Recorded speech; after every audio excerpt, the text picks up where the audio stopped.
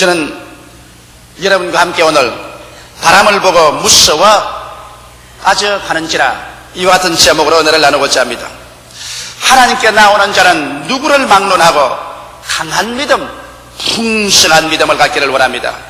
그런데 이와 같이 강한 믿음이나 풍성한 믿음은 우연히 마음속에 생겨나지는 않습니다. 말씀과 성령으로 말미암아 마음속에 믿음이 심겨지면 이것이 내 것이 되기 위해서는 반드시 극심한 시험과 환난을 통해서 그 믿음이 유지되는가 되지 않은가를 알아보아야만 하는 것입니다. 예수님께서 벳세다 광야에서 떡 5덩어리와 물고기 2마리로 남자만 5,000명 분연자 힘 1명을 먹이게 하셨습니다. 이 기적을 통해서 주님께서 얼마나 위대한 하나님이신가를 확실하게 주의 제자들에게 보여주셨습니다. 제자들은 이 일을 통하여 예수님께서는 하나님이 되심과 인간의 문제를 기적적으로 해결해 주시는 하나님이 되심을 알았고, 또 진실로 주님은 우리 한 사람 한 사람 영혼이 잘됨같이 범사에 잘되며 강건하기를 원하시는 사랑의 하나님이시라는 것을 깊이 마음에 깨달을 수가 있으신 것입니다. 예수님의 말씀의 능력에 대한 감동을 받고 믿음을 얻어 마음이 감격인 이 제자들에게 주님께서는 그 믿음을 실천해 보시도록 시험하기로 결심하신 것입니다. 이러므로 예수님께서는 이제 제자들이 광야에서 배운 그 믿음, 그 얻은 믿음을 시험을 통해서 굳어지고 완전히 자기들의 소유가 되도록 하기 위해서 결정을 내리신 것입니다. 첫째로 예수님께서는 제자들에게 광야의 기적이 있고 난 다음에 제자들을 재촉해서 배를 타고 앞서 건너편으로 타게 하셨습니다. 여러분, 항상 예수님께서는 평소에 제자들과 늘 같이 계셨지 제자들 따로 배를 타고 먼저 건너가게 하는 이런 한 적이 없습니다. 그런데 이번에는 특별하게 주님께서 제자들만 따로 배를 타고 가라고 재촉하시고 군중들을 다 해산시키고 난 다음 주님께서는 산 위에 올라가셔 기도하셨습니다. 이것은 제자들이 이제는 믿음의 시험에 합격할 수 있도록 하나님이 도와주시라고 예수님께서 기도하신 것입니다. 여러분과 내가 시험을 통할 때 우리 주님께서는 여러분과 내가 시험을 무사히 통하고 승리할 수 있도록 하기 위해서 항상 기도하고 계시는 것입니다.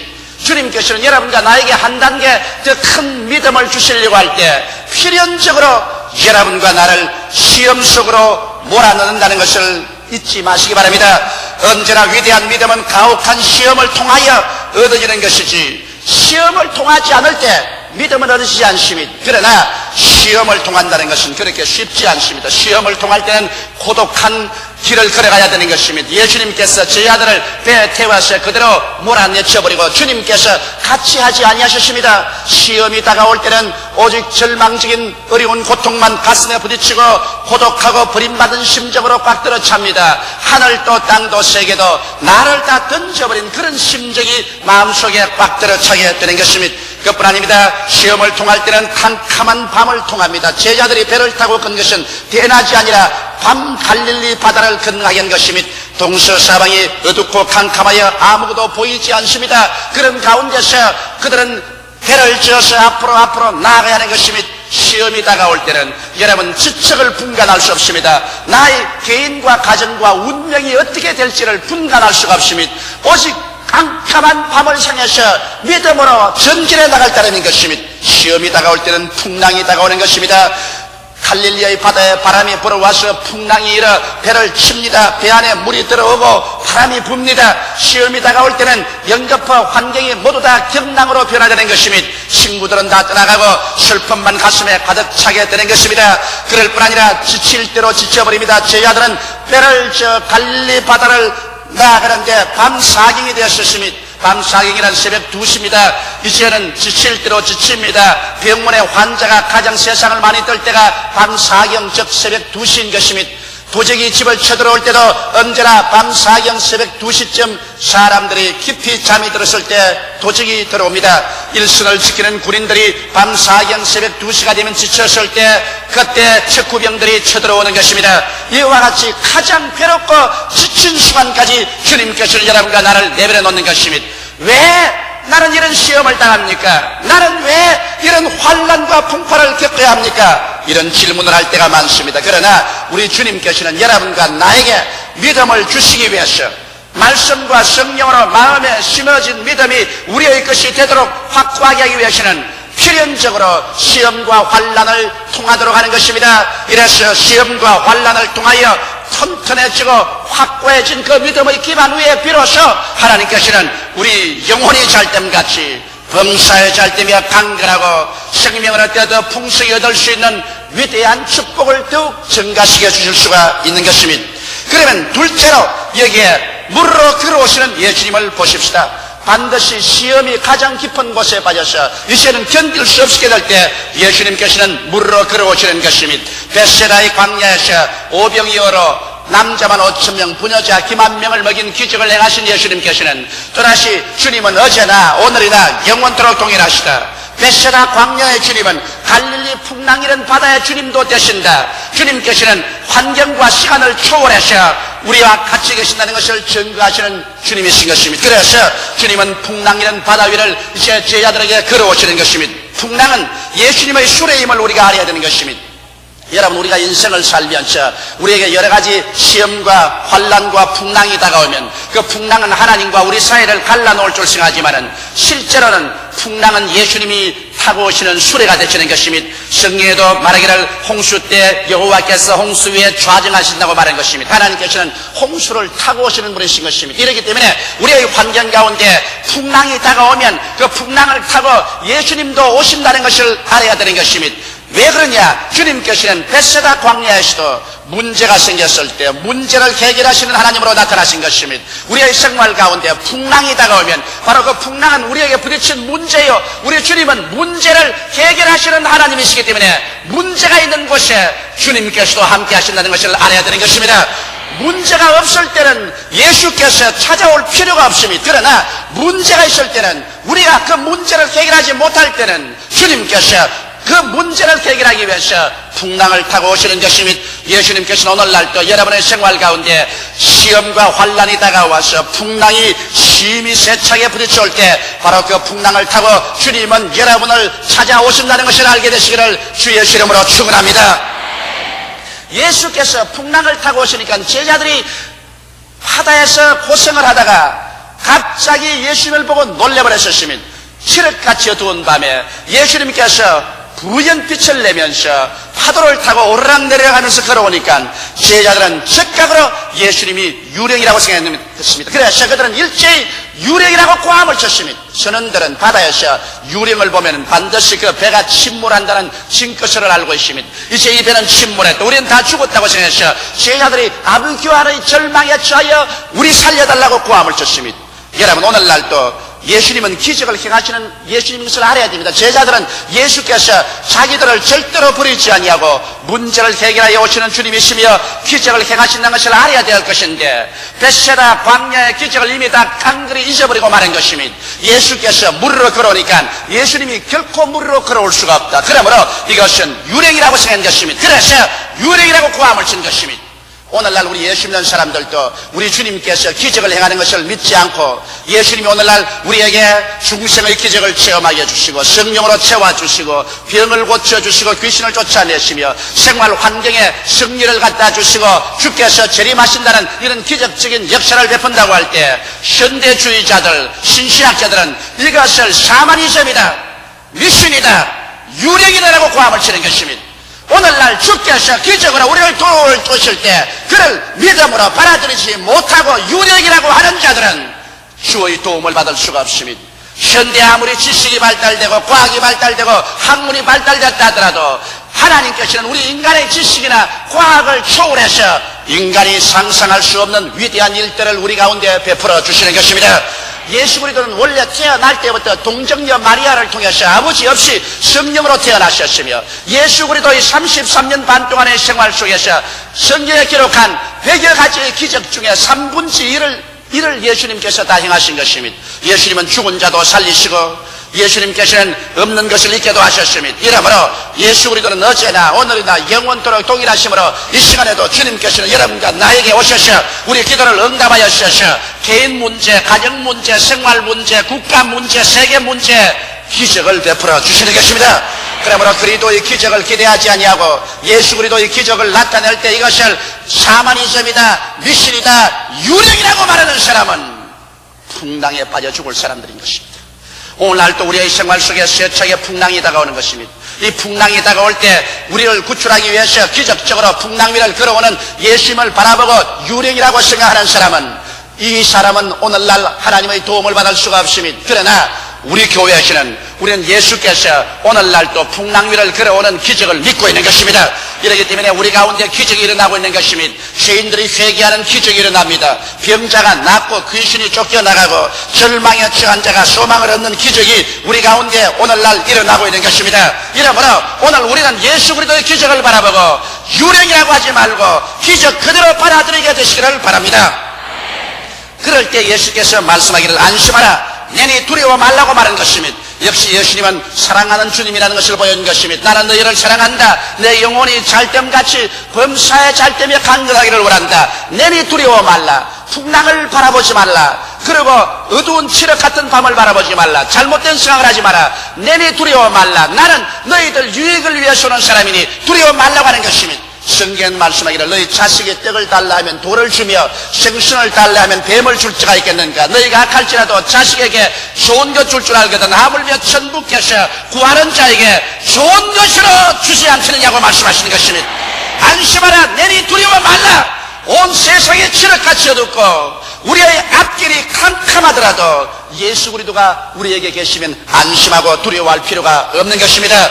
왜냐하면 예수님은 결단코 여러분과 나에게 해를 끼치는 법이 없습니다. 예수님은 여러분과 내가 영혼이 잘됨같이 범사에 잘되며 강건하기를 원하시는 것입니다. 이러므로 주님께서는 옛날이나 오늘이나 여러분 풍랑을 당해서 고뇌 속에 있는 사람에게 안심하라, 내니 두려워 말라고 말씀하는 것입니다. 예수께서는 어제나 오늘이나 영원토록 동일하게 우리와 함께 계시는 주님이신 것입니다. 이러므로 예수님께서는 물로 걸어오셔서 제자들에게 다시 한번 문제를 해결하시는 예수님이시여, 기적을 행하시는 예수님이시여, 사랑하시는 예수님이라는 것을 보장하여 주신 것입니다. 그러면 셋째로 여기에 용기 있는 베드로의 태도를 우리 한번 알아보시기 바랍니다. 베드로는 예수님을 향해서 당장 고함을 쳤습니다. 만일 주시어든 나로 물로 걸어오게 하소서.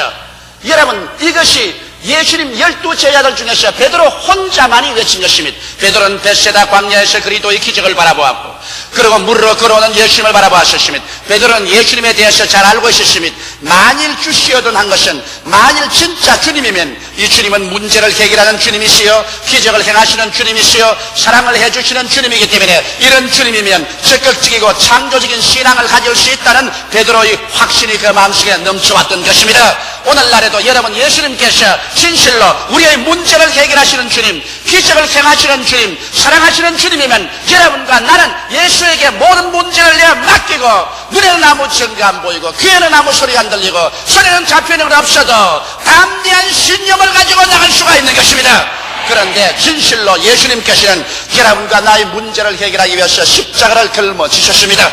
이러므로 그 흘리신 피를 통해서 여러분과 나의 죄를 대속하고 질병을 청천하고 저주를 멸하셨습니다. 죽음을 격파하시고 영원한 천국문을 열어주셨으니 문제를 해결하시는 주님이시여, 기적적으로 우리 인간의 상상을 초월해서 다가오는 주님이시여, 우리를 사랑하는 주님이기 때문에 예수께 여러분의 일생을 내어 던져 맡길 수 있습니다. 이러므로 성경에는 수고하고 무거운 짐진 자들은 다 내게로 오라, 내가 너희를 쉬게 하겠다고 말씀하셨으니 여러분의 짐을 예수 앞에 맡기게 되시기를 주님의 이름으로 축원합니다. 그때 베드로는 나를 명하여 물리로 오라 하소서라고 외친 것입니다. 이것은 바로 예수님께서 문제를 해결하시고 기적을 행하시고 사랑하시는 주님이면 이제 베드로도 두려워할 것이 없다는 것입니다. 아무리 바람이 불고 칠흑같이 어둡고 파도가 쳐도 이런 예수님이 계신 이상 두려워할 필요가 없다. 이래서 베드로는 초자연적인 신앙 세계를 인정하고 자기도 예수님과 함께 이제 기적을 기대하면서 살 수 있다는 신앙 고백을 한 것입니다. 그래서 믿을 수 있는 조건을 구하셨습니다. 주여 나로 물로 걸어오게 하셨어. 믿음이란 것은 믿을 수 있는 조건이 있어야 되지 무조건하고 믿을 수는 없습니다. 믿음은 들음에서 나며 들음은 그리스도의 말씀으로 말미암기 때문에 하나님의 말씀이 있어야 그것을 붙잡고서 우리가 믿음으로 나갈 수가 있는 것입니다. 그래서 베드로는 믿을 수 있는 조건을 구하자 예수께서 오라고 하시니 베드로는 일어나서 예수님의 말씀을 그대로 받아들이고 눈에는 아무 증거 안 보이고 귀에는 아무 소리 안 들리고 손에는 잡히는 것 없어도 그 말씀을 믿고서 나갈 수가 있는 것입니다. 여러분, 여기에 같은 배 안에 12명이 탔는데 오직 오라고 말한 것은 베드로만 보고 오라고 했지 다른 사람 보고는 오라고 말하지 않으셨습니다. 오늘날 여러분께서 주님의 기적을 원하시면 주님의 기적을 구해야지, 안 구하는 자에게 주님께서는 기적을 주지 않으신 것입니다.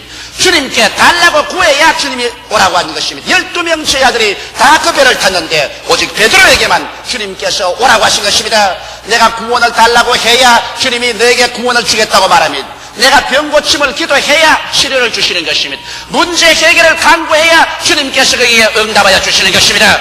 가만히 있는데 주님께서 다 주지는 않습니다. 12제자가 똑같은 갈릴리 바다에 똑같은 배를 타고 있는데 오직 베드로에게만 주님께서 오라고 말씀하신 것입니다. 이것은 베드로가 주님께 구했기 때문인 것입니다. 이와 같이 오늘 여러분과 내가 용기 있게 주님께 구하면 우리 주님께서 오라고 명령해 주시는 것입니다. 우리 주님의 말씀은 성경에 기록되어 있기 때문에 창세기부터 요한계시록까지 말씀을 여러분 읽고 기도할 때 성령께서 이 말씀을 통해서 여러분에게 깨우침을 주시고 여러분을 알게 만들어 주시는 것입니다. 또 기도할 때 성령이 여러분 마음속에 하나님의 말씀이 떠오르게 하고 오늘날 또 말씀을 주십니다. 그래서 우리가 문제에 부딪혔을 때 베드로처럼 주님이시여 주께서 오늘날 또 초자연적인 기적을 행하시니 나로 오라 하소서, 문제를 해결하소서 주께 부르짖어 기도할 때 주님께서 오늘 또 말씀을 주셔서 여러분과 나의 환경에 눈에는 아무 증거 안 보이고 귀에는 아무 소리 안 들려도 믿음으로 나갈 수 있는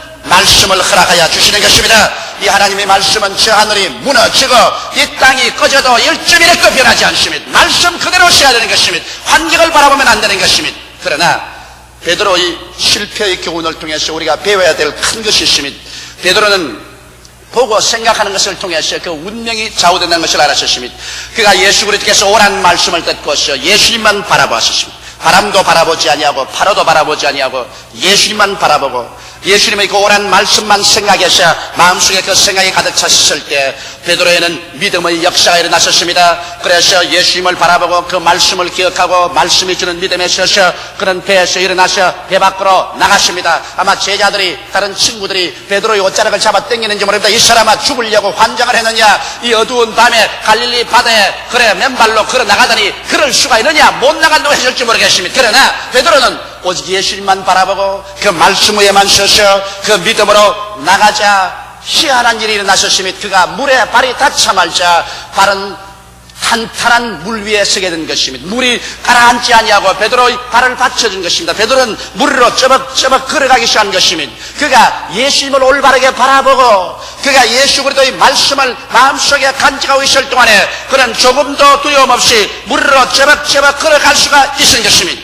그러나 성경은 얼마 안 있어 베드로가 불어오는 바람과 파도를 보고 마음에 두려워하자 물속에 빠져버렸다고 말하고 있는 것입니다.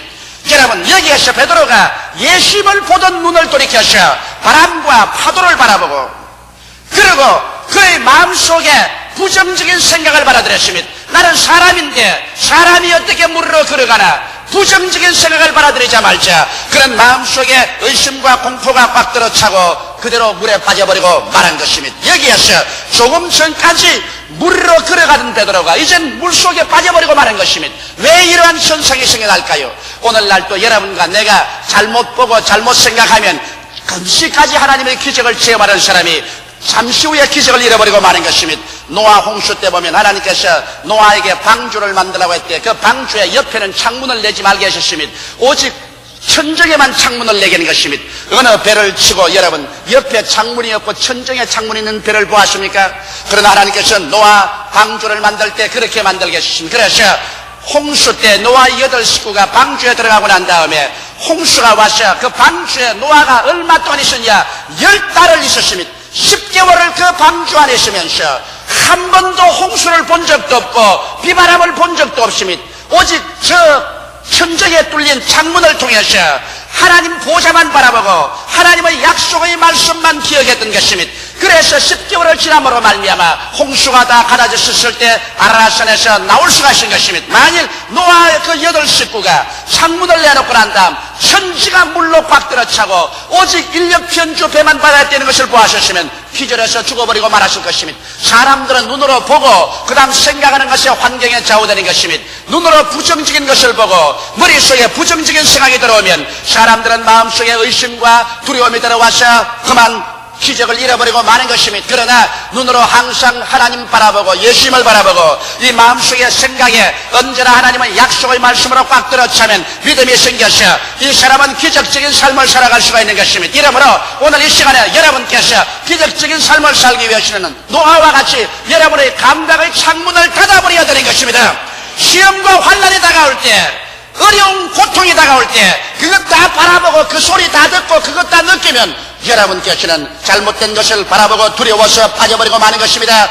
여러분께서 어려운 시험과 환난을 통할 때는 밖으로 향한 창문을 다 닫아버리십시오. 사람이 무엇 말을 하든지 환경이 어떻게 되는지 어떻게 치르카치었든지 그것에 대해서는 창문을 닫아버리고 오직 하나님을 향한 창문 하나만 열어놓고 하나님 말씀만 생각하고 말씀 위에 서서 걸어나갈 때 여러분은 홍수를 지날 수가 있고 파도 위에 걸어갈 수가 있고 하나님의 기적을 체험할 수가 있고 오늘날 또 기적적인 역사가 여러분의 생활 속에 나타날 수 있는 것입니다. 내가 무엇을 보고 있느냐, 내가 무엇을 듣고 마음속에 생각하고 있느냐, 이것이 여러분과 나의 신앙의 운명을 결정하는 것입니다. 예수님께서는 이 시험을 통하셔서 제 아들에게 보고 생각하는 것에 대한 꽤 사무친 교훈을 주신 것입니다. 올바르게 보라는 것입니다. 문제를 해결하시는 하나님을 바라보고 기적을 행하시는 하나님을 바라보고 사랑하시는 주님만 바라보라는 것입니다. 문제를 바라보든지 그리고 인간의 불가능한 것을 바라보고 절망적인 상황을 바라보면 그 사람은 믿음을 낱낱이 잃어버리고 마는 것입니다. 그러므로 오늘 이 시간에 여러분께서는 무엇을 바라보고 사는가를 다시 한번 마음속에 점검하시기 바랍니다. 십자가를 통하여 여러분 좋으신 하나님을 바라봅니까? 여러분에게 중생을 주시고 여러분에게 성령 충만을 주시고 치료를 주시고 여러분에게 형통을 주시며 영원한 천국으로 데려가기 위해서 재림을 주시는 좋으신 하나님을 십자가를 통하여 바라보게 되시기를 주의 이름으로 축원합니다. 어떠한 역경에 처해서도 십자가를 통하여 좋은 하나님을 힘차게 바라보고 그 다음 하나님의 약속의 말씀을 마음속에 생각해야 됩니다. 믿음은 들음에서 나며 들음은 그리스도의 말씀으로 말미암기 때문에 올바르게 생각할 때 믿음이 들어오는 것입니다. 주님의 말씀에 굳게 서서 생각하고 감각이나 환경의 위협에 눌려 심하거나 공포심을 받아들여서는 안 됩니다. 여러분과 나는 믿음으로 살지 감각으로 살도록 되어 있지 않은 것입니다. 우리는 하나님 약속의 말씀을 주었으면 그 말씀에 서는 것입니다. 천지가 뒤엎어지고 세상이 다 변화되어도 우리는 그게 아랑곳 할 수 없습니다. 왜냐하면 하나님께서는 알파와 오메가 되시고 처음과 나중에 되십니다. 없는 것을 있게 하시기 때문에 우리가 말씀에 선 이상 하나님 말씀을 통하여 우리의 운명을 변화시키고 개척할 수가 있게 되는 것입니다. 그러므로 여러분과 나는 말씀을 늘 생각하고 말씀 위에 서야 되는 것입니다. 오늘날 세상이 얼마나 흥무맹랑하고 변화무쌍하며 사람들의 말이란 전부 거짓말이고 나라와 나라끼리의 조약도 믿을 수가 없지만은 그러나 이 성경 말씀은 예수 그리스도의 피로서 인친 말씀이기 때문에 이 말씀만은 믿을 수가 있는 것입니다. 이 말씀은 변하지 않습니다. 그러므로 이 말씀을 마음속에 깊이 생각하면 그 말씀을 쫓아 여러분의 마음 가운데 믿음이 생겨나게 되는 것입니다. 그렇게 되면 올바르게 보고 올바르게 생각하면 여러분과 나는 믿음을 가지고 기적적으로 걸어갈 수가 있는 것입니다. 이 갈릴리 바다에 물 위에 걸어가다가 빠진 베드로를 보십시오.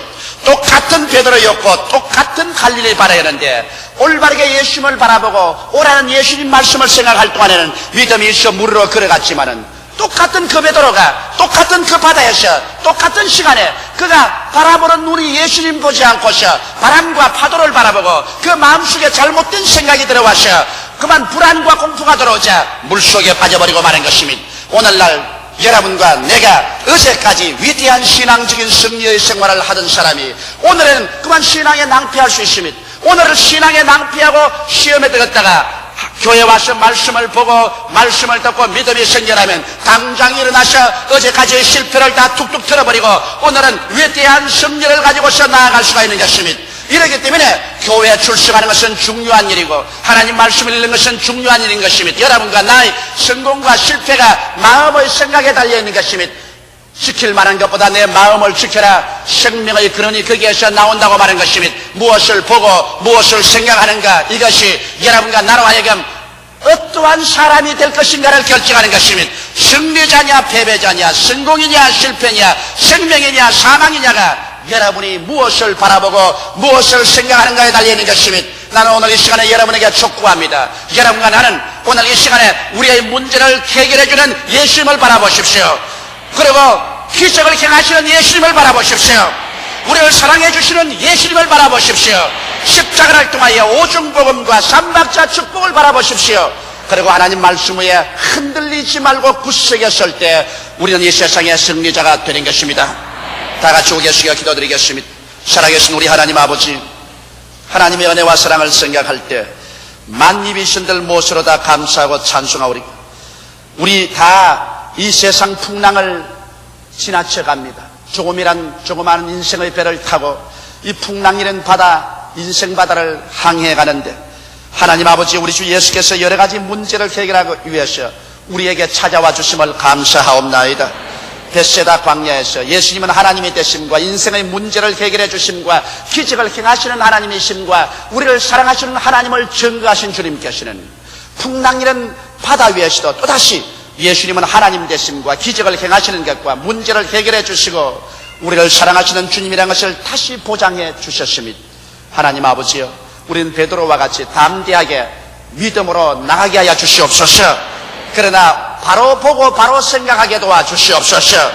잘못 보고 잘못 생각하면 마음속에 의심과 불안이 들어와서 믿음을 잃어버리고 물속에 빠져버리고 말지만은 예수님만 바라보고 그 말씀만 기억하고 동남풍이 불고 서북풍이 불어도 동요하지 아니하고 눈에 아무 증거 보이지 않고 귀에는 아무 소리 들리지 않고 손에는 잡히는 것 없어도 예수 그리스도의 그 은총을 생각하고 예수 그리스도의 그 말씀을 생각하고 그 말씀을 믿고 서서 나가면 성경에 기록된 대로 내 믿은 대로 될지라는 하나님의 기적이 일어남을 감사하옵나이다. 아버지, 오늘 이 2부 예배에 모인 우리 성도들 이제 눈을 들어 십자가를 통해서 우리를 위하여 대속해 주신 예수님을 서로 바라보게 도와주시옵소서. 그 피로 죄를 사하신 예수님을 바라보게 도와주시옵소서. 그 채찍으로 질병을 짊어진 예수님을 바라보게 도와주시옵소서. 나무에 달려 그 저주로 우리의 모든 저주와 실패를 짊어지고 간 예수님을 바라보게 도와주시옵시고 죽음으로 부활하심으로 사망을 철폐하고 천국으로 인도하는 예수님을 바라보게 도와주시옵소서. 좋은 예수를 바라보게 도와주시옵소서. 기적을 행하는 예수님을 바라보게 도와주시옵소서.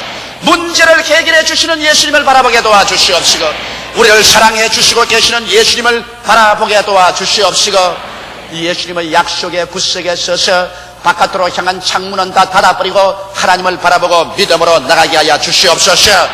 모두 다 물로 걸어가는 신자들이 되게 도와주시옵시고 인생의 파도의 물에 빠져들어가는 신자들이 되지 말게 하여 주옵소서. 예수님 이름 받들어 기도드리옵나이다. 아멘.